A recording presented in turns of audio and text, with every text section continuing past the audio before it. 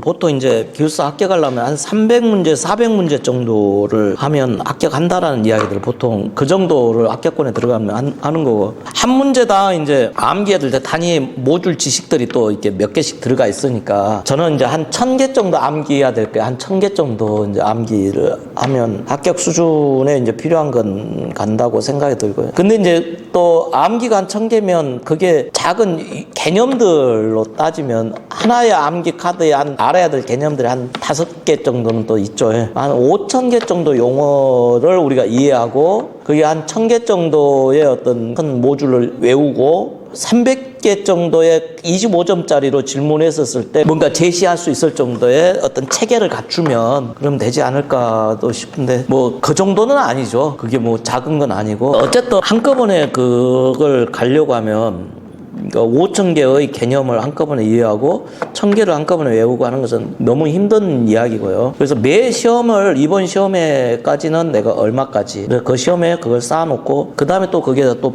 플러스 얼마고 추가해 나가면 언제 또 벌써 내가 이렇게 했지 하는 수준으로 이제 간다는 거죠. 전부 다 카드로 다 만드세요. 그래서 다 외우시려고. 그것보다는 좀 제가 중요도 줬으니까 거기에서 몇 개 설령 이제 암기 카드 작성은 다 해놨다 하더라도 아예 빼버리세요. 외울 거 아닌 것은. 외울 거 아닌 것은 뭐 하려고 갖고 다녀. 그냥 눈에 거슬리기만 하지. 마음이 계속 가잖아요. 그게 쓰이잖아요. 딱 외워야 될 것만 딱 갖다 놓으면 목표도 명확해지고 외울 게 아닌 것은 아예 빼버리세요. 작성해놓고 내가 보지는 않는다. 그러니까 작성을 하되 아예 빼버려야 돼. 그냥 아예 쳐다보지 마세요.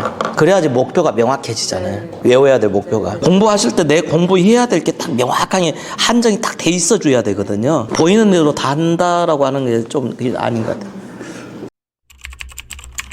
공부할 때 누군가 책이 두껍다고 그때 예전 보면 이런 학론 이런 책은 되게 두껍고 무거워요.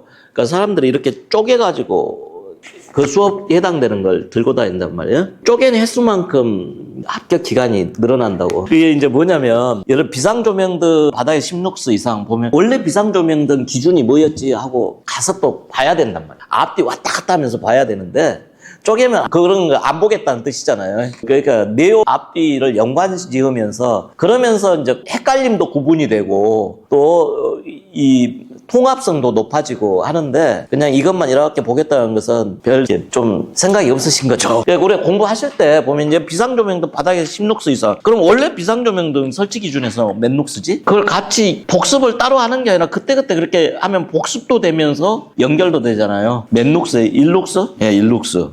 그런데 가만히 있어봐. 터널에서는 얼마라고 했더라? 뭐 그런 것도 있어요. 터널은 10룩스. 그럼 10룩스짜리가 뭐지? 이제 그때부터 이제 또 그런 것도 이제 정리를 하시게 되고 그렇게 이제 이 정리를 할 수 있는 구분 짓고 서로 통합하고 이게 같구나. 그런 것들이 좀 그 암기를 더 명쾌하고 내가 이해하고 있는 수준을 더 깊게 해주는 것 같습니다. 근데 이제 앞머리를 이렇게 외웠는데 보통 저 같은 경우는 이제 암기 카드에 이걸 다 써요. 다 써놓고 그다음에 외울 앞머리를 위에다 써놔요. 그리고 이제 외울 때는 앞머리를 외우지만 내가 확인할 때는 앞머리를 머릿속에 가지면서 직접 다 써보는 거예요.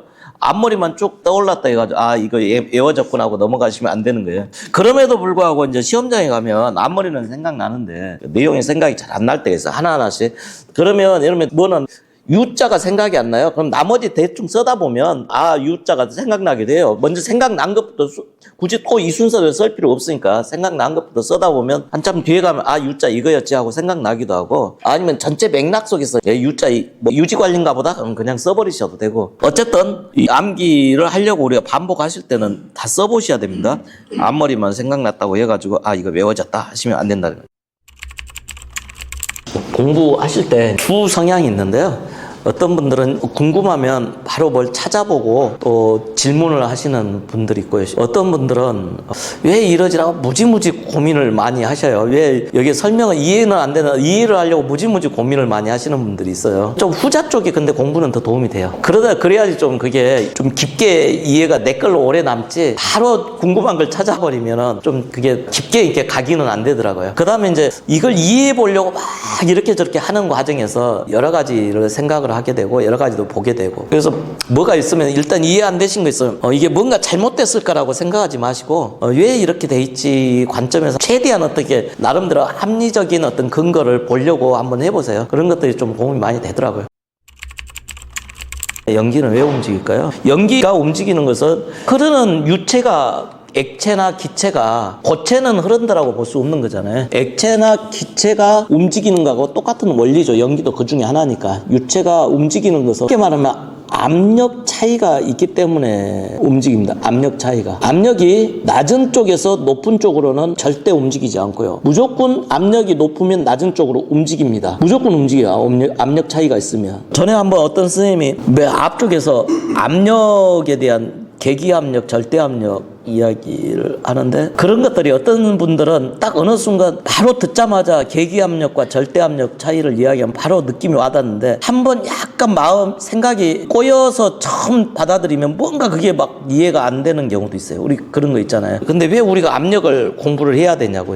소방에 있어서 압력은 너무너무 제일 중요한 게 압력이다. 왜 그러냐면 연기가 이동하는 것들 또 이해하려면 압력이 해야 되고 그다음 화재실로 공기가 유입되고 환기되고 하는 것도 이해하려면 압력을 이해해야 되고 그다음에 물을 보내고 가스를 보내고 하는 것도 다 압력을 이해해야 되기 때문에 물리적인 어떤 개념 중에 압력만큼 소방에서 비중을 차지하고 있는 것은 열, 에너지 그거 정도도 될까? 아무튼 압력이 제일 우리한테 중요한 부분인 것 같아요. 소방의 모든 현상에 압력이 개입이 안 돼 있는 데가 없어요. 연기가 움직이는데 일단은 실내하고 실외에 연기가 좀 우리가 국한을 시켜가지고 실내 실외 화재가 난 실내에서 화재가 안 난 쪽으로 연기가 나가는 거 아니면 화재가 난 건물에서 화재가 안 난 실외 쪽으로 지금 연기가 움직이는 것을 생각을 해보면 여기는 지금 화재가 난 실내고 쭉 연기들이 위로 올라갈 겁니다. 연기는 왜 위로 올라갈까요? 그럼 부력은 왜 생길까요? 그러니까 열이 나면 팽창을 왜 할까요? 온도에 따른 압력 차이라고 볼 수가 있는데 여기에 좀 뜨거워진 거잖아요. 뜨거워지는 분자간 거리가 넓어지겠죠. 그 말은 밀도가 낮아져 똑같은 부피면 가볍죠. 옆에는 마이너스 이렇게 똑같은 부피면 무거워요. 여기는 더 많이 들어요. 그러면 요것들이 밑으로 내려오고 밀려 올라갈 거지 않습니까? 그게 이제 부력이라는 말이에요. 여기도 마찬가지 이제 밀도 차이에 의한 압력 차이에 의해서 부력이 발생을 하고요. 여기는 올라가니까 이제 상대적으로 압력이 좀 높아지겠죠. 점점 이쪽 위쪽은 높아지고 바깥 공기는